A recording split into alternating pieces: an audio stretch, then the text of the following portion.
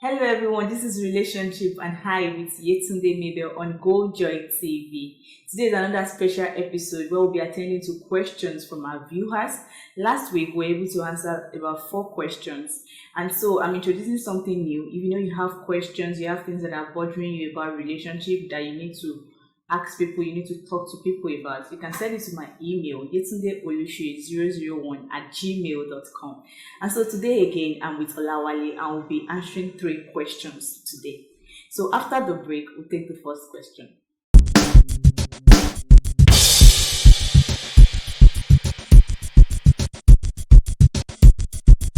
So you're welcome back. Olawale, you need to say hi to our viewers. Hello, viewers. Welcome to Relationship and I. Let's talk about some few stuff. Okay, so let's pick the first question. The first question says, is there such a thing as love at first sight? How do you identify love at first sight? Wow. I don't think there is anything that exists as love at first sight. Okay. I don't think so. You can only like people at first sight. Yeah. And maybe you can have some adrenaline pop up inside your body. Yeah, more like attraction. It's more like attraction towards someone. So I don't think you can love some. Love is just more than words. What is love actually? Love is action, is sacrifice, is compromise. So I don't think you can do that for somebody you are meeting for the first time. For the first time. So I read an opinion of someone. The person said love is supposed to be like a garden that you wet. Yes. So the more it brings out its fruits, the more you get familiar with the love part of it. Yeah. So it's more like love grows. But me, I was thinking that there is this part of the Bible that says God loves us unconditionally, even before meeting us. Yes, there's a place in the Bible that says that. But the love is not conditional. That is why if you sin, there's always his own love is unconditional. Yes, it's unconditional. So this marital love now, you don't think it's something that can come at first sight? No. It's conditional. It's conditional. Conditional. So my people, this one is a serious something. I don't know if there is love at first sight, but I do believe that there is attraction at first sight. It is when you get attracted to the person that you begin to see if you want to move on with this person, you want to move to the next stage with this person. And it's always funny that along the line you find yourself like having more affection for that person, because now you already know their weaknesses and their strengths. And so irrespective of their weaknesses and strengths, you still find yourself attracted to them. So definitely there is something growing. So how do we talk about someone who just meets somebody for the first time and the second day, he doesn't even remember to call the person. He doesn't even remember the name. So how do you can't tell people that that's love at first sight. It's just an illusion. Yeah. So I think we should move to the second question. Sure. So we'll get more opinions from our viewers, obviously. Is it appropriate to keep a male bestie as a female, or keep a female bestie as a male while you are in a marital relationship? I think I need to What is male and female bestie? Well, I think for me, I've said one thing first. The first thing should be that if you're in a marital relationship with someone you intend to spend the rest of your life with, then I think that person should be your bestie. Okay. Yeah. Okay. Because I don't know why you'll be in a relationship with someone that you intend to spend the rest of your life with, and you still pick another person to be your best friend. I think best friend is the person you are closer to, that you share things with. Yeah, sure. And the person seems to know almost everything about you. Then that should be your partner. Your bestie. I think most young people out there use the word bestie to just cheat. that's an acronym for cheating. Bestie for me means people that you are naked to, people that you share your deep secrets with, people that you are very intimate. That's what the word intimate with.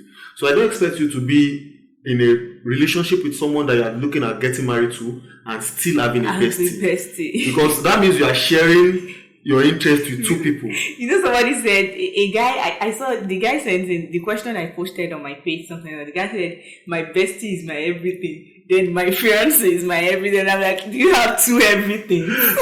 People want to eat their cake and have it, and it's not possible. It's not possible. You cannot have a serious relationship and still want to go outside there and share your deep secrets to someone. There's a tendency that person will take advantage. It's not even taking advantage.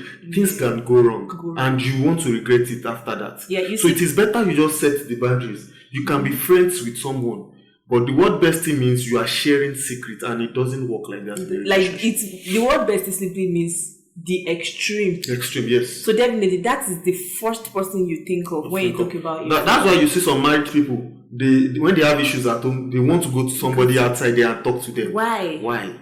So that is when they will become vulnerable. And once you become vulnerable, you lose things that are valuable to you. Then their relationship becomes penetrable. Like there's this way that people can easily come in between their marriage. People bring in their opinion. And once people start coming into your marriage, then you start losing interest. Once you start losing interest, there's not even a possible way to mend things that are broken.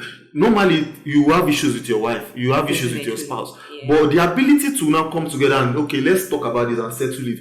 Once you have somebody else there, you don't even want to talk about it with your bestie. You want to go outside there to go and meet your friend and tell your boyfriend, my wife doesn't do well in bed. Why? Are those things supposed to be something you share to the outsider? No. I think this whole bestie thing should stop, please. Let it go with this coronavirus. Because really, your partner should be your bestie. I want the person I'm going to end up living the rest of my life with to be the best person I share everything with. Yes. The person that knows everything about me. It increases the bonding. You get to know the person better.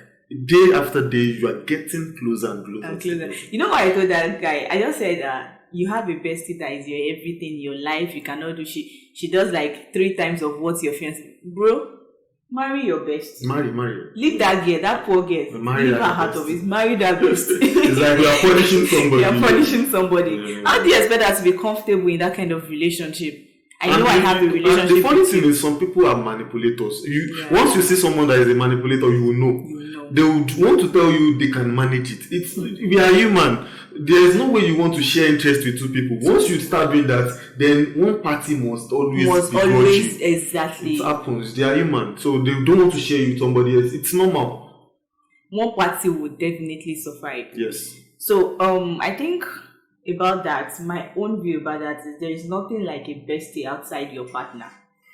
Please. Or you can have a male, you can have a close male friend. You can even have a close female friend. Female friend, yeah. The close female friend means somebody that you can run to when there are sometimes you are troubled, you want to talk to somebody. Mm-hmm. You want to talk to somebody okay, I need some money. You are getting into some mess. You can call somebody. Mm-hmm. But getting a bestie means you are sharing deep everything about you. That person is you.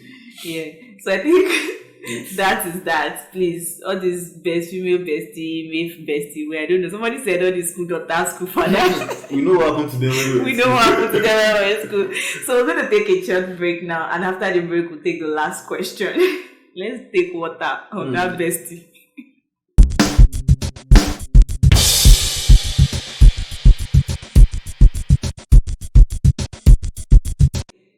You're welcome back. And so we're going to be taking the last question, which is the third question. I have a friend I'm attracted to. He's 6 years younger than I am. He has everything you could think of a man you want to settle with, but he sometimes jokingly says, I might not be submissive in marriage because I am older. Is this something I should be scared of? Do you think I should break the relationship or go ahead with it? I think this is becoming something like that's reoccurring. Yeah, and he's becoming insecure. Probably she might have some attributes too, or some attitudes she has been pulling up that makes the guy think, are you sure you're going to be submissive in marriage? The first question I want to ask is, age factor, what does it have to do with marriage? Age factor. I think it has a lot to do with marriage. Putting into consideration this part of the world, we are very traditional in Nigeria, and age means a lot. You cannot do away with it. True. People abroad can always tell you age doesn't mean anything. Age is number. They want to call their colleague or the other ones by name. Yeah. But in Nigeria, in Africa, there's a way we pay consideration to age factor in everything we do. I'm going to paint an example. There's this particular lady that, when we got to know each other, she actually thought I was way older than she is. So along the line, she got to know that we were age mates. And everything just changed. You know, there's this way that you probably been using this in Yoruba language for someone. Now, when you have, so we're even age mates. You know, there's this way that we're so, our mindset in this part of the world is somehow connected to our age. Yes. The way we relate with people. So, but one thing is, I don't think age should be an issue in marriage. Yeah. Do you know why I actually say that? There are some people that are like 35, 36, and they still think like a baby, like an 18-year-old guy. You understand what I'm saying? I get your point, but age in marriage is a different thing entirely. There's what we call insecurity, and there's what we call maturity. For a guy, he might not be so concerned about age. For some of us, even in your workplace, there are some people that they can't even relate to people that are younger than them, not to talk of marriage. So if you have insecurities about age, once you know that you cannot cope with somebody that is older or younger than you, just don't go into that relationship. But you know, it's easier for a guy who is older to date a lady who is that is what is acceptable. It's not even easier. And that's what is acceptable. Because of the concept of submission, right? Submission, yes. So I understand where this lady is coming from. What she is thinking now is the fact that she's older. I know there are sometimes she will exhibit some things that she will feel like, I'm older than you. You know women, you know the way we are structured. The problem now is it is not even about the lady now. It is not about the guy. It is not about how you can handle it. Once the guy starts feeling insecure about it, I don't think it's going to work. If the lady has been seeing the fact that the guy has been pinpointing about his way of reacting to stuff, I don't think the lady should go ahead with it because it's still not going to endure. Do you not think the age should be what should end that kind of relationship? Because it looks like she has everything she needs in that relationship. Or don't you think they should probably sit down and talk about it? And it's something that they can sit down and talk about it. But once it's something that reoccurs, I don't think it's going to work.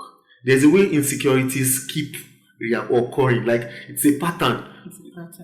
Anything that happens, you want to relate it to. She's disrespectful. Okay, so we're going to just put it out there.